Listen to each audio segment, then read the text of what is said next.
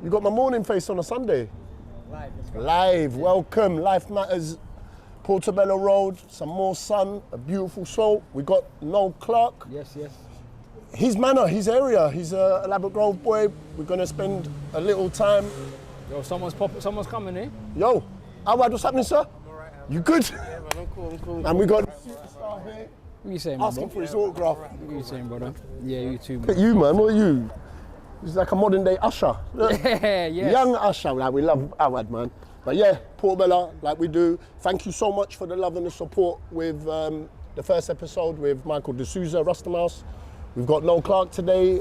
Again, somebody from our local community, somebody that really epitomizes, to be fair, what Life Matters is about. Unbelievable success. I'm very proud that he's come from our local area. But the trials and tribulations of life. And we're not going to hide from that. But really what I want to tap into is how somebody from Elaborate Grove navigated to becoming a well-known actor, director, screenwriter, producer. And that blew me away, man. So yeah, man, Noel Clarke, it's a pleasure to have you here, my brother. Pleasure to you be good? here. I'm good. How does it feel being Elaborate Grove? This is you, yeah? Well, I'm always around here, so. Yeah? Well, you bring the sun with you as well, man. So how's things? Yeah, not bad. Everything Not all bad. right? Yeah, man, Good vibing, man. surviving, you know. Good man. You know. It's been about a year, Noel, since like you did a spate of podcasts and got kind of your side of the story out there. Some of it. Yeah, some of it. Yeah. And like I said, my main aim today is really to celebrate Noel's work and to hopefully inspire other youngsters around our area to think that we can do this, man, whatever it is that we want to do. But where we at with everything, Noel? How you feeling? Are you on the get back? I mean, you know, it's.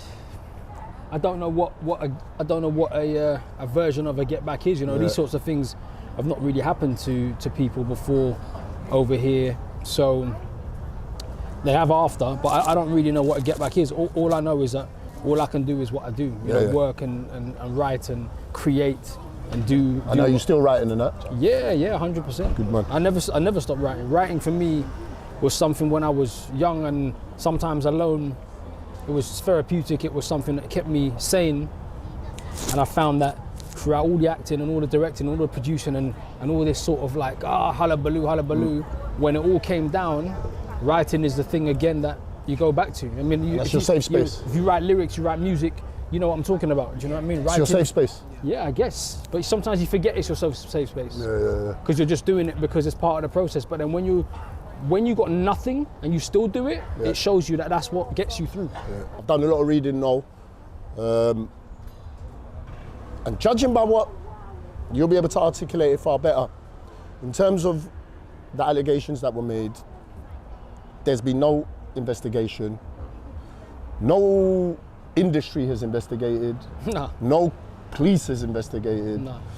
Whenever something like this happens, there's always an industry investigation to find out exactly what happened or give your side of the story. That wasn't the case. No, I didn't get that yo, opportunity. there's 20 allegations and you've got 24 hours to debunk all of them, which you know is impossible. Yeah. And then the other thing that stays resonant in my mind, and I'll make it clear, there's no bias here, I'm actually just kind of breaking it down as a rational adult. If somebody wanted justice, you go to the police. When you want to disgrace and hurt, you go to the newspapers. A very un-British thing, and we pride Great Britain, we pride ourselves on you're innocent until proven guilty. That doesn't exist anymore. Bro, last time I checked, we're in Britain. That doesn't exist anymore. But for some reason, you never had that liberty. No, well, I mean, there's many reasons why we think that but let's be honest, that old trope of innocent until proven guilty just doesn't exist anymore. It isn't that. It's like, somebody said it, it must be real. Other people jump on the back. You know what's interesting? When I hear about that people don't lie about things like this, I always think about when 9/11 happened. Yeah. And there was this woman that was the fiance of, you know, there's a famous man, God rest his soul, that was seen diving off the towers. And his fiance basically was on Oprah and all these shows for 2 years. That she was his fiance and he died, and you know, she was in all the victims shows, all the victims groups, everything like that. And you know what? She wasn't even there when it happened. She wasn't his fiance. She wasn't even from New York. She wasn't in New York when it happened. It was just something that she decided to say. And that's a big deal. There's 2,000 lives and all that. So when you tell me that people don't say shit to bandwagon, like we know that they do. Yeah, my mum made it very clear in my mind that you could never be surprised by human behaviour, because what's rational to me or to you is very different to everybody else. And people lie, fundamentally lie, man. Or embellish. Yeah. Do you know what I mean? Because it might be a case of you said something you shouldn't have said, but then when they're talking to their friends in their little WhatsApp group and there's salt and pepper on it and a bit of spicy sauce, suddenly you didn't say it. You were there, you lifted the building, you lifted this, you did that, do you know what I mean? So the result of losing everything that you had worked for in the space of like 48 hours, for me, looking at it from an outsider and trying to be a fair human being to those that made the allegations and to yourself, just seeing it for what it's worth. And even if there's a 1% chance that that person that the allegations have been made against, even if there's a 1% chance that you didn't do it, then that deserves for you not to be absolutely stripped of everything that you worked towards, man. So that's just 1%. You see, but what you're not, well, maybe you are seeing, is what you're not understanding is the culture has changed and people aren't interested anymore. The world is divided. It's a culture war between men and women, between left and right, and the mainstream media and the newspapers perpetuate that, right? What you saw, if I'm being honest with you, was a lynching. The resilience you've shown as a human being, Noel, to stay level grounded, to remain the father and the husband that you are. The father you are, I see you quite a bit, and I see. I take my hat off to that, man, because the missus, she just ran 100k. Boy, and if that ain't inspirational, I think she's running from. Yeah, that would give me a complex, man. I'd wake up and be like, I'm gonna go and take a walk down the road. What are you doing? I'm gonna go run 100 what? 100k. Yeah, man. Take my hat off, man. She still needs me to open the jam jar though, so I still got a place. Yeah. You've done a lot of reflecting about you as a personal basis, and maybe coming across, Noel, and I'll be honest, a little belligerent sometimes. Yeah, bro. Yeah. But I own it. But you own it, and do you think where we grew up played a part in that? Of course, bro. Because we're always on the not defensive, but no, of course. Don't bring that energy here. Do you think that manifests itself in your work? 100%. You're on that kind of like, I'm ready to, I'm 0 to 100 at any moment. But you had to be like that when you're from Grove. Yeah. When you're from Grove, from Latimer, you had to be like that. And you put him in this industry that's very like, oh, hello, blah, blah, blah. And someone sits down and says, we want you to take all the, bear in mind, this is a real conversation. We want you to take all the swearing out of your film because kids don't talk like that. And you can sit in that meeting where 99% of writers who are desperate to get their first film made would just go, okay, I'll take all the swearing out. And I'm like, nah, fuck that, I'm not taking it out. Yeah. And they go, and then your reputation goes round. He's belligerent. Yeah. The belligerence is a thing that they took as like, you're a bully. Bro, I'm not a bully, bro. Yeah. I'm not a bully. But if I tell you be at work at 9 o'clock. Be at work at 9. Be at work at 8:50, because we're starting at 9. Yeah. Don't rock up at 9:30 and then ruin my life. So people almost like just simplifying it. Like, of course they are, because it suits it's an easy one, isn't it? It's an easy agenda. You're a difficult guy, no? Difficult, angry black man. Yeah. And do you know what? In terms of your question, there's been a lot of self-reflecting. But what I had to do was, you go through this period of self-reflecting when you think, am I this evil guy that just, and you go through that and you analyze that. And I came out of it the other side and I'm like, where I can sit here in peace now is that I know I'm not. Yep. I know I'm not. Yep. Was I difficult? 100%. But you see, when you're starring and directing and writing a movie, there's pressure there, right? Man. If that movie messes up, if that music doesn't do what it does, you think the costume designer is going to get in trouble? No. You think the makeup people are going to get in trouble? It's your neck on the block. It's your neck on the block at all times. So if my neck's on the block at all times, it's going to be the way I want it to be. Yeah. To get a Lifetime Achievement Award at the age of 45, it's quite unprecedented. Like, usually that's for 70-year-olds, 60-year-olds that have really had an eternity, a body of work. Yeah. But to get it so young, and it got me thinking, and to ask you straight up, man, if you never were being given that Bafta, do you think any of this would have happened? Probably. Or is it bigger than that? Both. Yeah. So it's bigger than that in the fact that, so actually the first part of it, if I was not announced for that award, this most likely wouldn't have happened. People that were angry, or their little grudges or their little conspiracies or whatever like that, probably just would have just went, we don't care, he ain't doing nothing. But that was monumental. So monumental. Yeah, that was monumental. That people decided we're not having this. How dare you get a Bafta? How dare you get a Bafta? Every time, so it's big. It's bigger in that regard. It's like, we're happy for you to do this well, but the moment you start doing this well, it's too much. Suddenly you're not the hired actor no more. No, because you are. Because I was never a houseboy. And this is what people don't understand. There are actors that are out there giving it large and yes man, I'm this, that, and they're houseboys. They're houseboys. Like someone says to them jump, their agent says jump, they jump. I didn't jump for no one. But also another point is this, everything I've ever done has been discredited, right? When I won the Laurence Olivier Award for theatre, that goes under the radar. Under the radar. Because a lot of your stuff is TV and film, but to get that award, stage. When I won the Laurence Olivier Award for stage, for theatre, it was dismissed. Oh, it was lucky, dismissed. There was barely any press about it. No one talked about this new actor coming up, blah, blah, dismissed. When I won the Rising Star Bafta in 2009, they dismissed it again. It was public vote. That's why he won, because it was public vote. Obviously the public like him, but the industry's not gonna, When I won Career Achievement, it was because I was black, and Bafta didn't want to be racist, so they had to give it to a black man. Every time, and I want the culture to see, forget me for a second, take me out of it.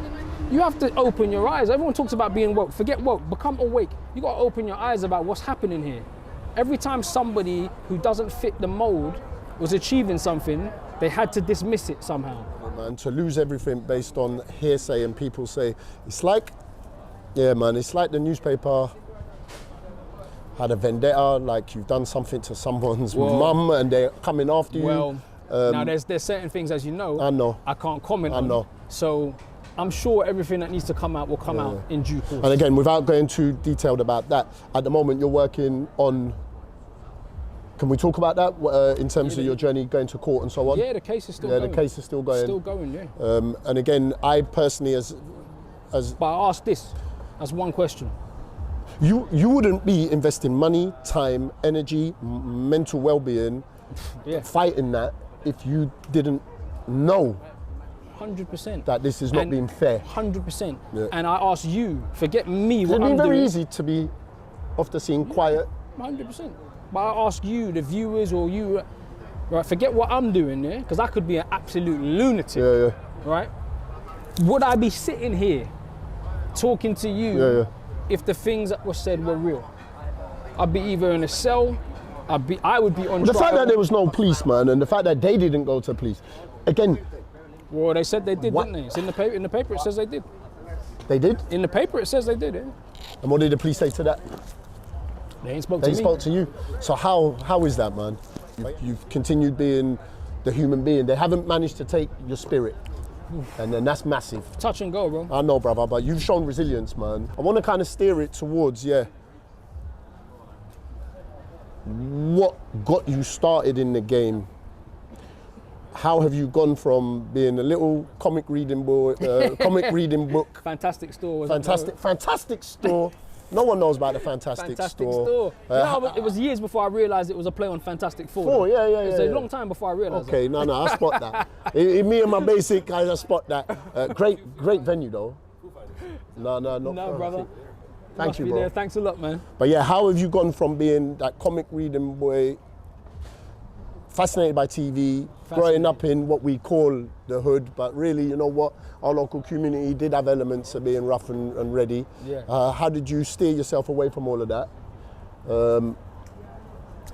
I mean, and again, you've covered it in other chit chats, but what inspired you to make you think, right, you know what, I want to do that, and I'm gonna do that? I think a lot of it comes down to it's personality. A lot of it comes down to my mum and her personality. My mum came here in '69, right? She came here in '69.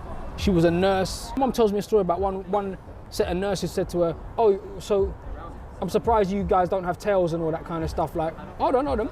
And what's your tree like that you live in back in Trinidad? Please, man. And my mum said, my tree's wonderful. In fact, when the Queen comes, she lives in the tree up the road from me. Please, man. And they were vexed. Now my point is, my mum was back chatting to, that's me. So from walking to school on my own from 6 years old around Grove, going to St. Clements and St. James up there, going like from 6 years, walking, coming Fantastic Store on my own from them times there, like, I was just that little latchkey kid, they call it. Latchkey. Bro, I would run my mouth, people chat mad to me, I chat mad back. I've had that personality from day. And that helps you stay disciplined in what you want to do. Because what it enabled me to do was not be afraid of being an individual. Yeah. So when I started getting into my teens and my friends were like, started on the drugs or started robbing man, I just wasn't doing it because I didn't want to. I wasn't judging them. I wasn't acting like I was better than them. These are my people, but they were like, can we rob this guy there? I'm like, nah, I'm getting to read Spider-Man 317. And was that embraced by your peers? Funnily enough, I wouldn't say I was embraced by them. I was like the sort of... But they respected, you know what, Noel ain't on this thing. Yeah, but do you know why I got away with not being like slapped up and bullied is because of that same personality, when they did say, yo, this is nice, I was still able to turn it on and be like, what, you want to take it? Yeah. I was not a bad man. I'm still not a bad man. I've never been a bad man. Because of my personality, they were never sure about me. My mum used to work every hour God sent, so I spent a lot of time at home. And you know what, when I was at home on my own, I was free. Because when the TV was on and I was saying, you're in your world. I'm in my world. Like, rah, I want to be a superhero. Rah, I want to be a fireman or this, that, and the other. And I start writing my little stories in my little book and just act. And were you pretend. taking notes back then, like writing stories? Yeah. There's so a you're book always writing? Yeah, there's a book in my Have you got any of that with still? a script which I wrote somewhere. At what age? I don't know, man, like 9, 10. Really? And I'm writing and you're always characters. writing? Hamid, oh fuck, cross that out. Yeah, but so my point being, you never had no one to inspire you or kind of get you into the writing. No. So that's what I'm kind of curious. It's just being on my own, playing with my little WWE but there's toys. many young person is on their own, and you can find either mischief. Yeah, but you never found mischief. No. You found creativity. Yeah. I don't know. I find that quite. Maybe you're born with it. Yeah. Maybe you're born with it. It's weird because the sports centre kind of played a role in our community, and you've articulated previously that they were giving partial grants. How long were you at the sports centre? 15 or 16 to 26. And you started off cleaning as a water slide. Then being a lifeguard. Then being a water slide attendant. Pride, bro. No cleaning no more. Water slide attendant. Okay. Yeah, man was just standing nice and tall. Yeah, can I go? No, you can't go. Wait. Yeah. Go. Do that shit properly. Go. Yeah. Do you know what I mean? Yeah. Did you have to rip the little token off? Nah, but just go. Just go. But you're not going till I see the other person come out. Slide attendant. Yeah. And then what? Lifeguard. Then lifeguard. Then? Go from lifeguard to, then I went to... In the gym? Then I went to gym instructor. Yeah. Then gym instructor and spin instructor, spin cycling. Yeah. Man, I had the best. So this is all within that one gym? Yeah. You know, I still have people. In fact, there's a big fashion blogger that I saw the other day at an event, and she's looking at me weird. I'm thinking, I said to her, why is this woman looking at me? I get so angry. She came up, she goes, you used to teach me spin cycling, man, in the sports centre. And she goes, look, 5 of my friends, I used to teach spin cycling. My classes were the best, because when all these people were playing, and I've got to come back to this best thing. I'm going to come back to this. Remind me, best, don't forget that. When all these people were playing like that sort of typical music, sports centre music, like headbanging for their classes, man was coming in with like sweet like chocolate, what on the, you know what I mean? Da da da da da. So these people, all these Kensington people were like in their class, a different vibe. Yeah, my spin classes were fire. And then I done taught body pump, and then I was personal training for a bit. So I went all of that, and then I started acting while I was there. How did that come about? Ricky Beadle Blair, this guy called Ricky Beadle Blair, he's not local actually, but he always worked in that sports centre. He was doing metrosexuality. In the sports centre, did that conversation happen in the sports centre? Yes, and I asked him if I could audition. I heard about the opportunity and I took it. So went in there, base level as a cleaner. Okay, now I'm going to be cleaner, slide attendant. No, now I'm lifeguard. No, now I'm going to be in the gym. Now I'm an actor. No, now I'm scriptwriter. No, now I'm producer. Now I'm director. Yeah, 100%. What I see there is, you being my sponge, bro. Well, it's either we're a virus, man. Just you know what? I think they would more likely call me a virus. Yeah, that's why they tried to kill me. On a positive, man, I take my hat off to that. And that's that term of being self-taught. I come across a word. What was it? Auto something you said. Autodidact. Autodidact. I never heard of that word. He knows, he's nodding, you know that. It's in one of my bios. What, wait there, what, you use that as a lyric? No, it's in my description. Well, what does it mean? Someone who teaches themselves. Yeah, and you've never been to drama school? No. You've never been to a directing college? No. You've never been taught how to do anything? No. Yet Taught you myself. ended up being high profile actor, one of the leading directors in UK, Europe, the world, and it's all self-taught. Yes. Wow. Wow. And again, where's the mindset for that, man? The mindset comes from anyone I see doing something that I like, that I want to do. I don't shit on them. I don't pull them down. I'm like, I'm going to teach myself how to do it. Don't talk about someone's job unless you've. I remember my mum said to me, I once was moaning about something about my trainers weren't fixed or my shoes weren't fixed. Yeah. And my mum said, do you know how hard it is to fix shoes? I said, no. She said, well, don't talk about their job unless you know how to do it. And I remember when I was reading scripts, I said to my agent, way back when, my very first agent, these scripts are rubbish. Like, these are rubbish. And how come I'm only going for like bank robber #1? Yeah, but where'd you get that confidence? I just read it. So early though. I just read it and I thought, this is rubbish.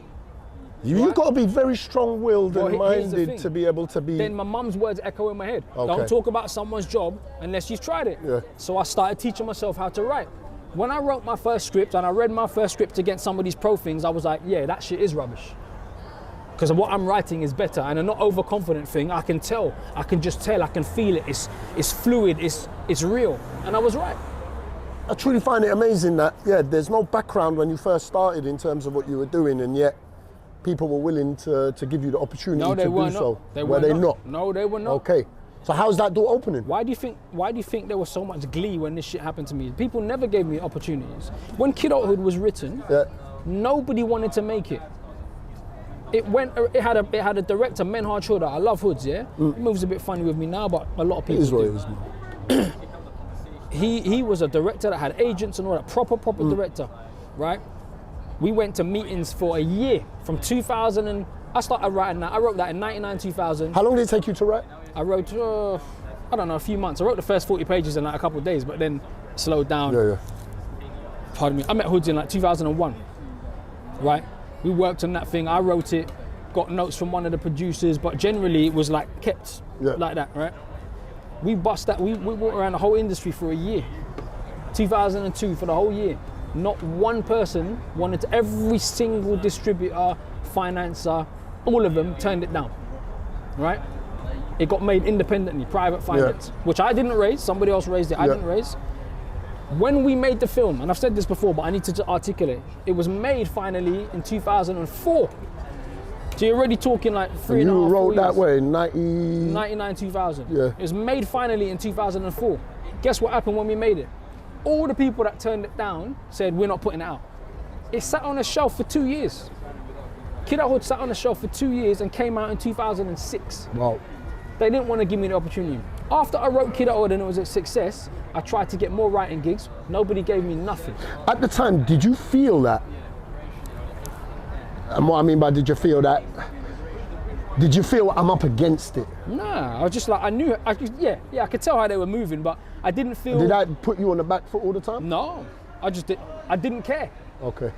But this is my point about when I was young. I didn't care what they were doing, I was just doing my thing. So when we made Kidulthood right now, and Kidulthood comes out, it's a success, everyone's posters everywhere, right, this thing did well. I said, right, I'm a writer now, does anyone want to kind of... Nope.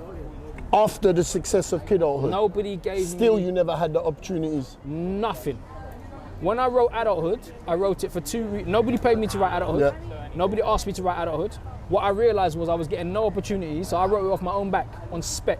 So spec is when you write something for free. I just wrote it because I was like, fine, if you lot ain't gonna give me something, I'm gonna write the next film.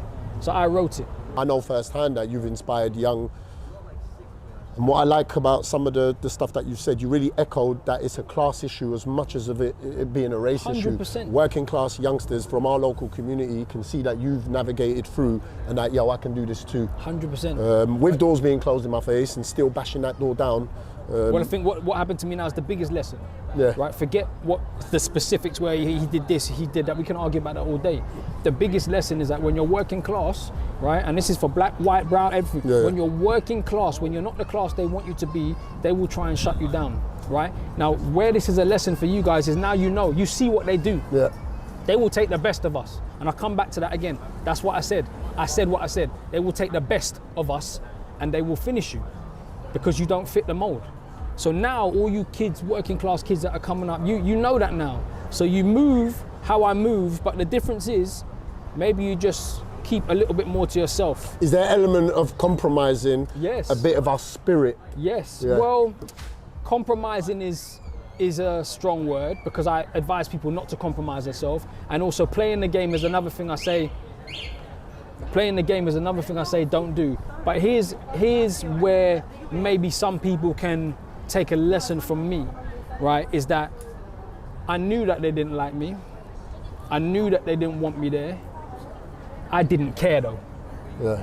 But not everybody has that. Right, but what I'm saying is maybe you should care a little bit. Yeah. Yeah. That's where maybe I didn't walk into a room like, oh, I'm so thankful to be here. Yeah. I walked into a room like, I should be here. Yeah. And maybe sometimes, without compromising who you are and without compromising your integrity, maybe sometimes you have to know when to just. I hear you. My personality, from the way I did the films and wanted the posters and packaging, my personality is more suited. Even though I was never there and I never wanted to go there. I was going to ask you about that. Why? I never wanted to. I wanted to do it here. I hear you. I wanted to show people it could be done here, and I did. Yeah. But my personality is more suited to America. Do you know? Even through all of this trouble that he's been going through for the last 3 years, all of this hassle, all this humbug, he's still been getting calls and offers from across the water to go back across the water and get into film and do 1 or 2 bits. But his head's so enthralled in clearing his name and sorting this shit out over here that he's not been looking at it. So don't beat yourself, beat yourself up, my man. Yeah. Across the water, this minor shit over here don't count.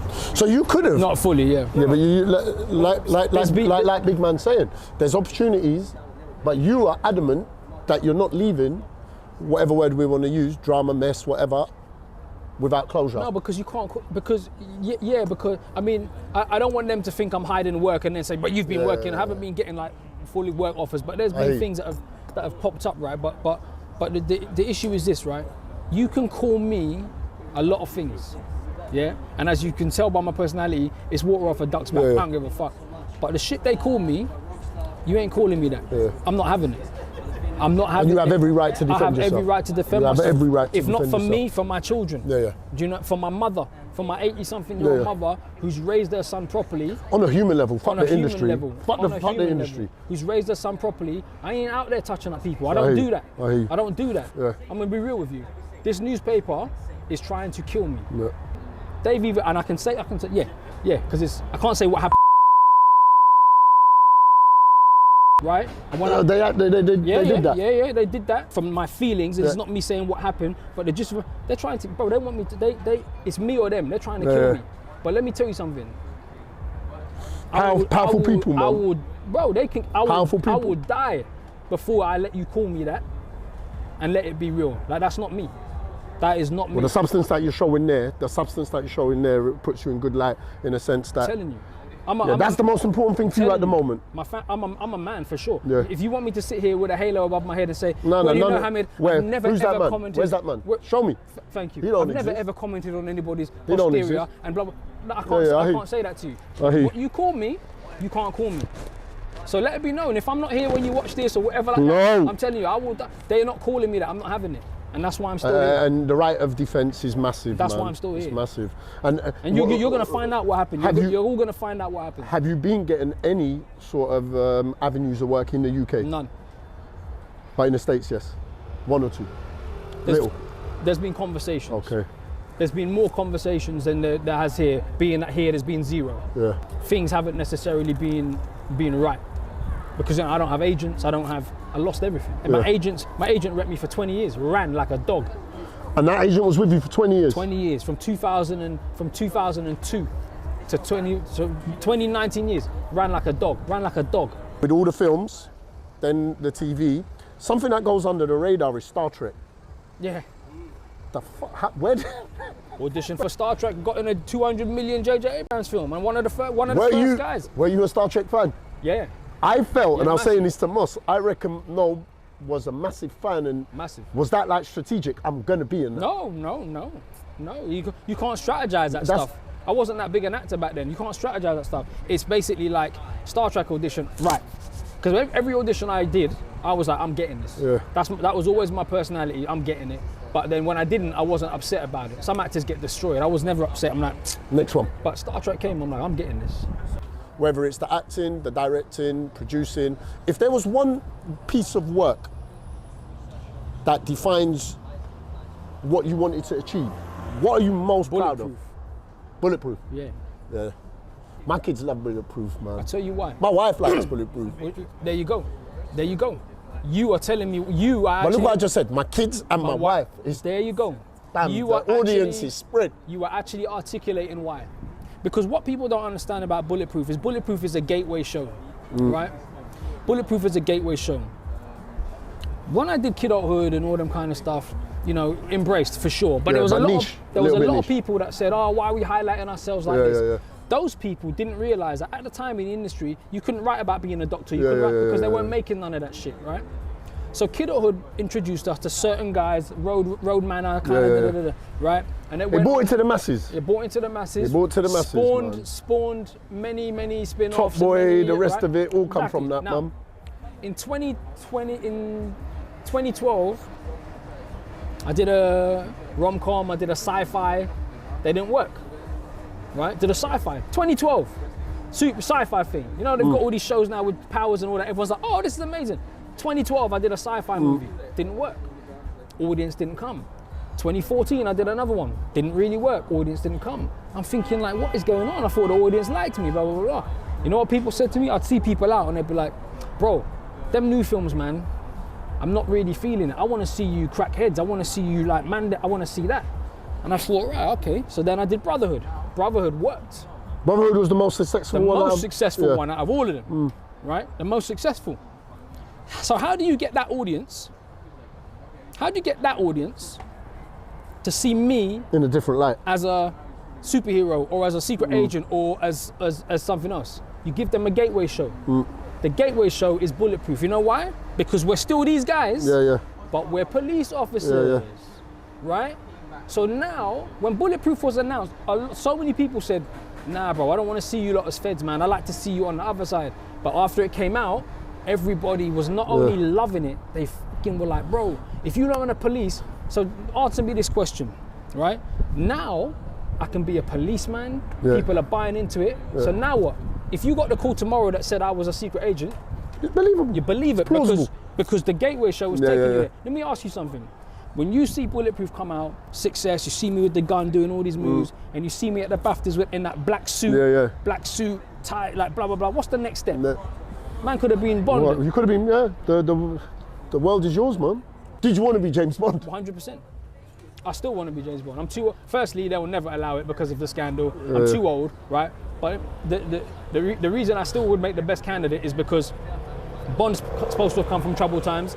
I come from troubled background, right? I can do all the action stuff. I can do the humor. I can do the romance. Or they'd have to drop the romance out for a couple of films. Right? We'll pause on that. But also, anybody taking over from Daniel Craig would get blasted so much. Was there talks in the background about you? No, nothing like that. No. Anybody taking over from Daniel Craig will get blasted so much because he's been so good. He's iconic, man. There's only one person that could take that shit. Yeah, but Daniel Craig got blasted when he got They all do.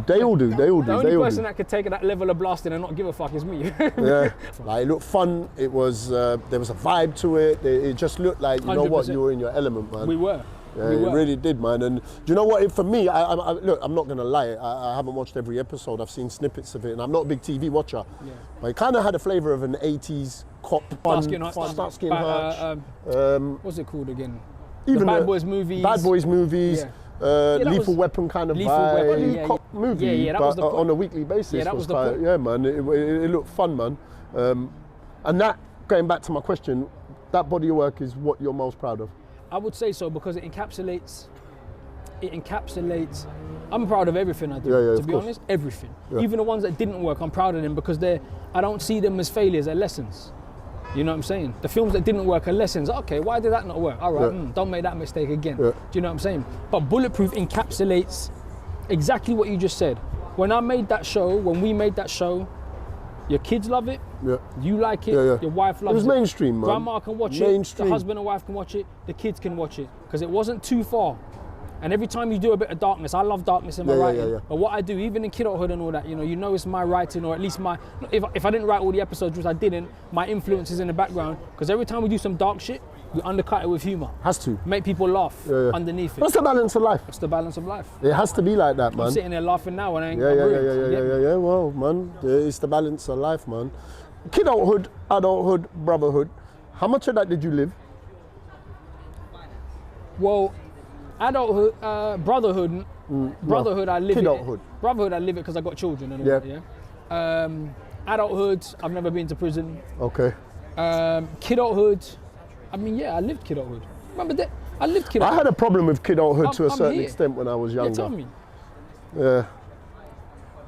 Like, I'll be honest, and anyone that's watching it will be like, you're a liar if you said you were a fan from start, so I'm not gonna lie.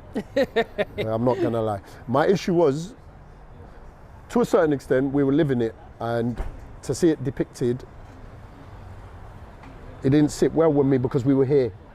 And it's not like I was watching something that was in the States and it's far from me. Yeah. Like, yo, that's my mum's block. Yeah. And it kind of like that. You know what it did? It saddened me, man. Yeah. Because I saw it almost as a documentary. That's what I'm saying. And I thought, where we actually live is not that nice, man. It kind of depressed me. Yeah. And I say that, you know what?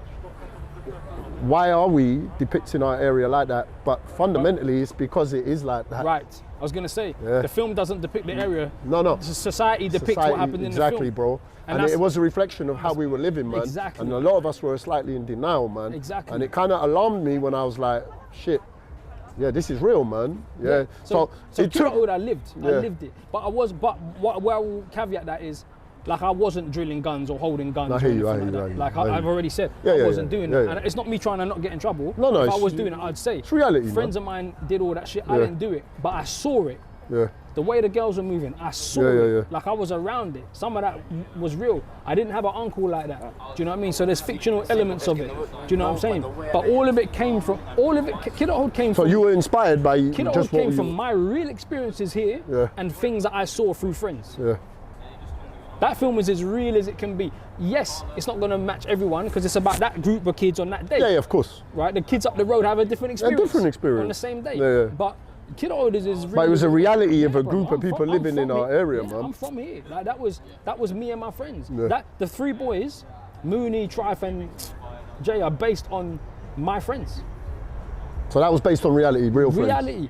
The guy that. And do the guys that it was based on, do they know that? Yes. Yeah, of course. I was the guy that is Mooney, my guy. I was at his house last week in Essex. He lives in Essex now with his with his wife and 3 You're daughters. still in touch? Yeah, 100%. And Jay was based on 2 guys. One white guy who's a cab driver now, and a Colombian brother. Still in touch? The cab driver, yeah. The other one, I don't know where he is. But do you know what I'm saying? Those were life experiences. And Sam, so in reality, I was Trife, and that's who I wanted to play originally. But I got too old. I became too old to play that part in the film. And Sam was based on a bully that used to trouble man a little bit, like in school. There was always one bully in our manor, man. Wherever it was, whether it's Brunel Estate, Wessex Estate, Lancaster West Estate, there was always somebody. Who was the guy in Friday that used to come on the bike to Jack, man? Yeah, there's always a Debo in the manor, man. Yeah. They always. We had a guy, shouldn't really say it, but Mados used to terrorize us around here, boy. Terrorize us until we got to a certain age, and then we had to put a stop to it, man. The perception we have when we're small is like, oh, boogie monster. I don't know what his puberty hit early, bro, because he was that size. But I saw him the other day. I was like, yo. That's the essence of a bully. The bully always gets their turn up, man. Eventually, would you encourage any of your kids to go into your industry? No. You wouldn't? No. And if they took a liking to writing and doing what they do? I wouldn't encourage it. If they want to do it, I'm not going to stop them, but I will guide them. Okay. If you were doing a mentoring course, what pitfalls would you highlight for youngsters going into that industry? If you had your time again, No, I would do nothing different. Okay. To that question, if I had, I would do nothing different. Because if I didn't do anything, I would never have got where I got without being who I was. Okay. But that's talking to know. Yeah, you start playing the game, I wouldn't have got there. Yeah. take out the swearing out of the film. If I took out the swearing out of Kidulthood, it wouldn't have been Kidulthood. It wouldn't have the same. It wouldn't have been the same. No, and of we course wouldn't be not. sitting there right now. It'd be diluted. 100%. Grange Hill. Yeah. To go into what you're saying, Grange Hill. the pitfalls, I would say, the pitfalls, the first thing I would say is make sure you know your worth. Yep. Right? Don't be afraid to say no to jobs. Because sometimes you say yes to the wrong thing and you're stuck in something that you don't really love. I said no to loads of things and did what I wanted to do from early. So don't be afraid to say no. Maybe do it in a maybe more diplomatic way than I did. Okay. But know your worth. And also create your stuff. Write from as soon as you can start creating and writing your own stuff. Because otherwise you're beholden to everybody else for your whole career. You're waiting for the right job. You're waiting for the right. If you don't see the right job, create it yourself. Take ownership. Take ownership. Hopefully, I don't know, things work out and you're back in the industry, but have you ever thought about mentoring, teaching? No, I'm not mentoring, no. No? Why? You shut that down really quick, man. I'm not mentoring. You didn't even let me finish my sentence. Nah, why? Because a lot of the people that did what they did are people that I looked after and mentored. A lot of the people that did what they did are people that I gave them their first opportunity.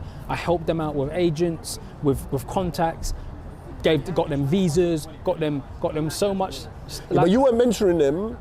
I was mentoring them in a way. In a way, advice. yeah, advice. Don't take that agent. He's a good agent. I hear you. What are you saying, my bro? What's going on, big man? You good? You all right? Easy. Good you to good, see my you, brother? man. Easy. Come on now. Thank you, man. Love. It's nice to see you. Love. But in terms of the mentoring, no. I just, That worries me, no, man. Yeah, like my guy says the same thing. No, that worries me, bro. I'll tell you why. Impart your wisdom, but right now, I don't feel like I want to do that. That worries me, man, because you've got so much know-how. In fact, it's a holistic 360 view. 360 view. There's not many people in the industry that they don't. That have the 360 that view. have every facet of the industry. They don't. Yeah, it saddens me, man, that at the moment, and it's a phase, at the moment, you're not feeling that you can pass that knowledge on, inspire. Because people are missing out on that, my brother. They can miss out, bro. Wow, you're cool with that? Yeah, they can miss out. Like, but bro, I put people on, I inspired, I mentored for 20 years. Like I did everything I could to help people, right? I gave them their first opportunities in every sort of ways, and a lot of them people are some of the people that did these things to me. So I'm like, I'm not putting myself and my family and my energy through that again. That's at the moment. Yeah. It's at the moment, but that's at the moment. That's me. Yeah. So don't email me. Now. Don't email me. Don't ask me for no mentorship. You ain't getting it. Hopefully that changes. Don't even ask me for a seat on the tube. You ain't getting that either. Nah, that has to change because there's too much know-how to be ignored. There's too much experience. There's too much expertise. We're gonna take a walk. We're gonna maybe get some food. You don't get down here that often. No, I do. You do? Yeah, I do. I was here. No, I'm here. I don't want to say weekly, but. Okay. Hello. Good, man. Hello, Right. Baba.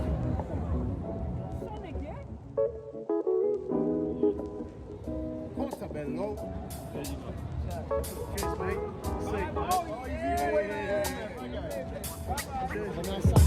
Think the area's changed over the years? I mean, obviously it has, but like when you're walking down here like this, it's the same. What was this? Oh, I don't remember. Come on, man. There was a video shop there, and me and my guys, shout out Lucas, man, we used to go and get our martial arts movies. No retreat, no surrender. Come on, no retreat, no surrender, invincible armour. Yeah, as I go towards my 50th birthday, still a few years away from there. But tomorrow. No, still a few years away from there. Can't judge everybody by your standards. So when you're telling me you wouldn't run, I would never. Yeah. It almost makes your disappointment in others taste a bit more bitter than what it is. A bit. That's alright. Okay. You got Conservative leader, Prime Minister living on the same road. yeah. Mental, Exactly. And that's the unique flavour. We've been conditioned here in this country. That it's He's just smashed the camera.